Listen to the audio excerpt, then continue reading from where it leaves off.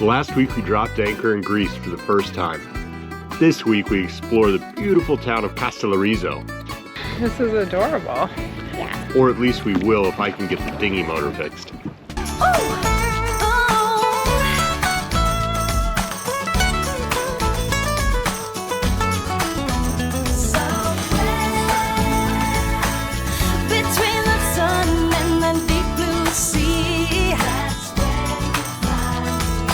Feels a little bit like we are going back in time. This island is really small and super quaint, and the fact that we're just rowing into shore sort of highlights that feeling. So maybe it's come to the point that I'll bring you along for the trying to fix the dinghy motor ride as I row to shore here. It's just a fuel issue, but the fuel lines seem good to me. Cleaned the carburetor yesterday, so something's going on.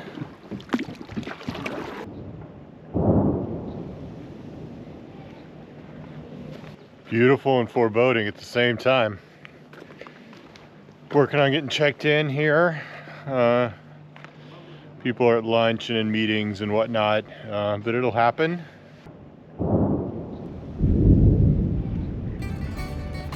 So I'm not positive, but it may be a one or the other thing that you're supposed to do. Like with Sambuca, it's either on ice or with coffee beans. Loving viewers will correct me. Yeah. If I'm doing ice and coffee beans in my ouzo. Tell me if I'm wrong. Woohoo! Our celebratory. We're in Greece.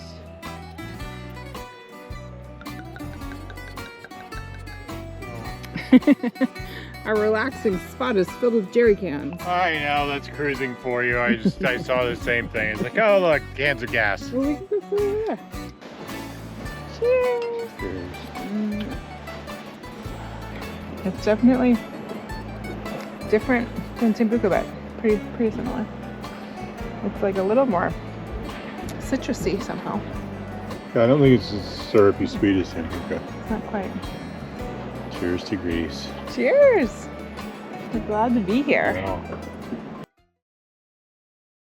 We've been having a ton of trouble with our dinghy motor recently, and Nate has taken it apart several times, tried new fuel, all sorts of stuff.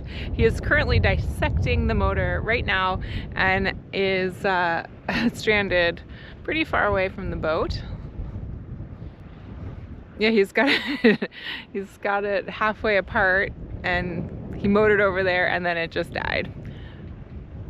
All right, folks, dinghy motor day.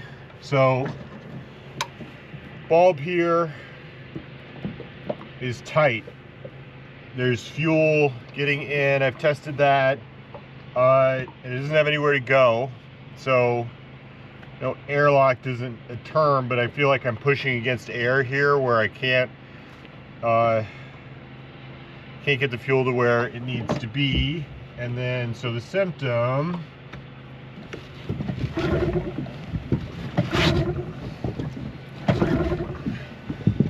is that. So I'm going to take the carb out, clean it. I did that a couple days ago, but I'm going to try to do a better job, see if I can't get this motor running. So take you along for the journey. Success is not certain. So if the world made sense, the hard part about something like this would be getting it apart, and then the easy part would be getting it back together. So hey, if you can take it apart, surely you can get it back together.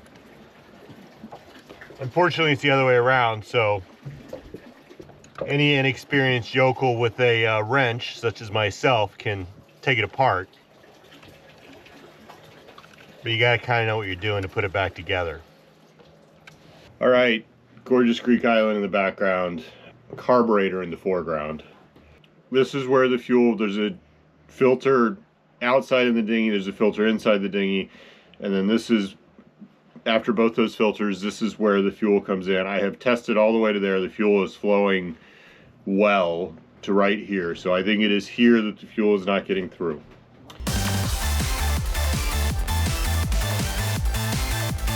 Full here in the bottom, float. There should be fuel down here. There is absolutely none. So I'm going to clean the whole thing, but I know fuel's getting here. And then there's a little hole here. I know it is not getting, I know it's not getting from here to here. So feels like a pretty localized issue.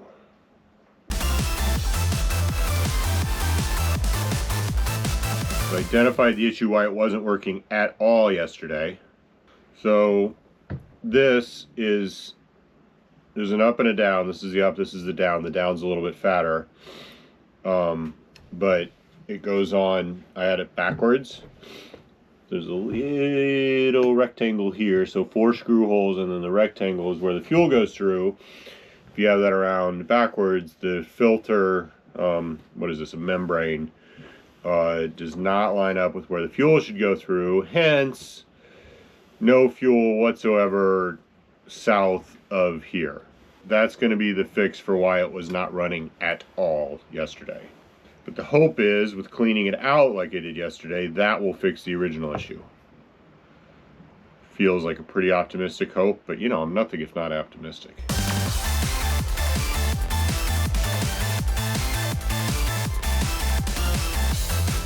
And you're gonna be able to put it all back together? Yeah. I can put it back together. You want to know one of the things that I love about boat life? When the sky is perfectly clear and the sun is shining and it's 8 in the morning and you decide to do a load of laundry because it says it's going to be sunny for the rest of the day. You get your laundry out, hang it on the line, and when it's almost dry, the skies open up and it starts to rain. Carburetor's back on, got the cover back on here. I am reasonably confident that I fixed the problem of the engine just not starting at all. Because I had a membrane on incorrectly with how I reassembled it yesterday. So let's give it a go.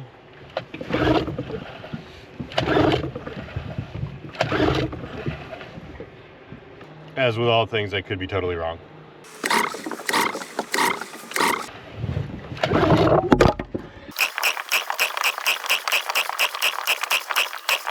Well, darn, I thought that would start.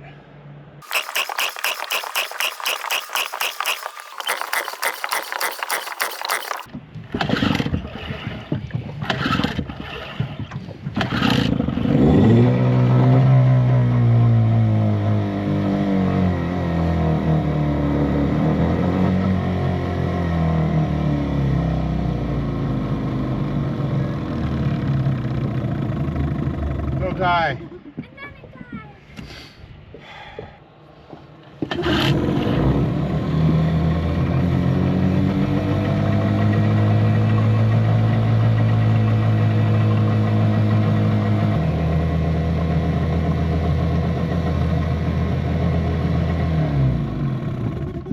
So the last little tuning I was doing there that went from starting to now continuing to run, 2 things. One, this is the idle screw. I've got a screw here that it sounds complicated adjusting that, but it's super low tech.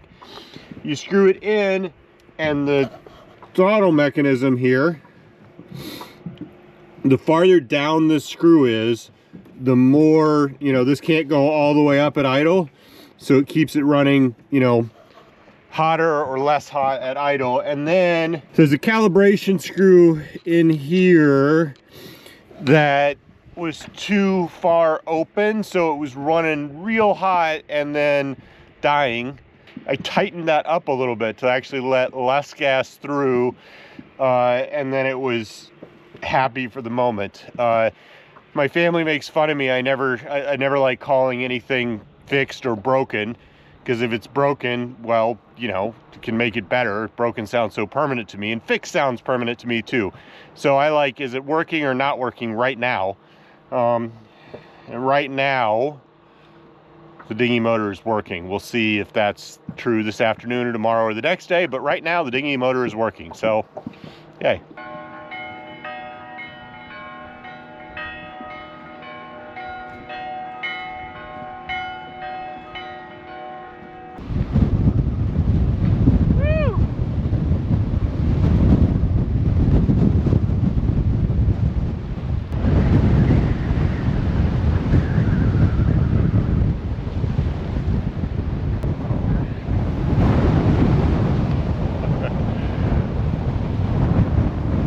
So at different times, different parts of the boat have their day.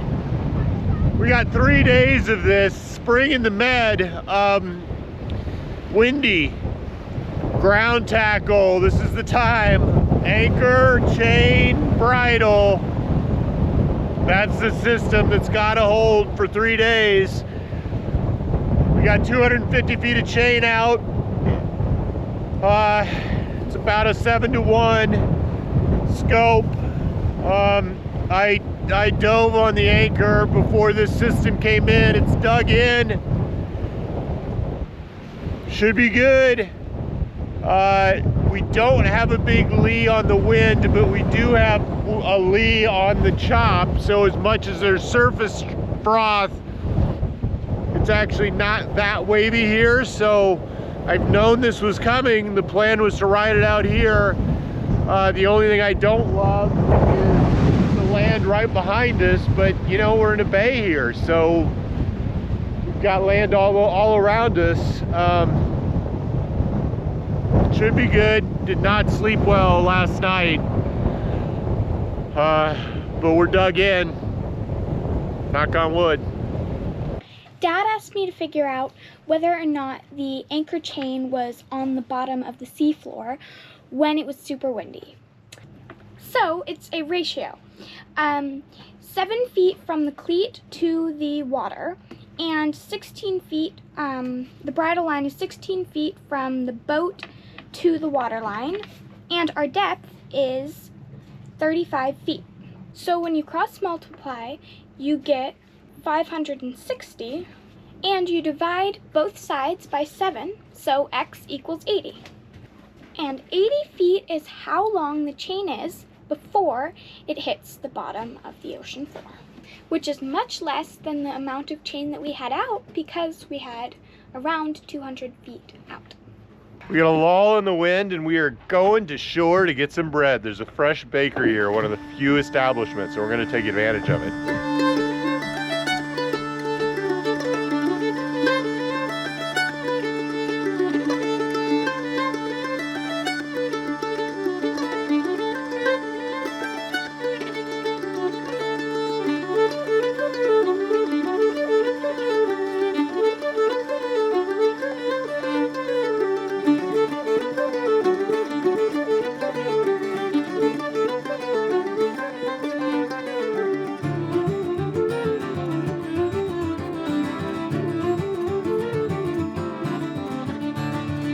Kastellorizo is the kind of place you're likely to see the customs agent who checked you in walking around town later that day, the ferry captain sitting at the cafe each afternoon waiting to make the return trip to the mainland, and the grocer drive by and give you a friendly wave. Or, on a quiet April morning, you may encounter no one at all.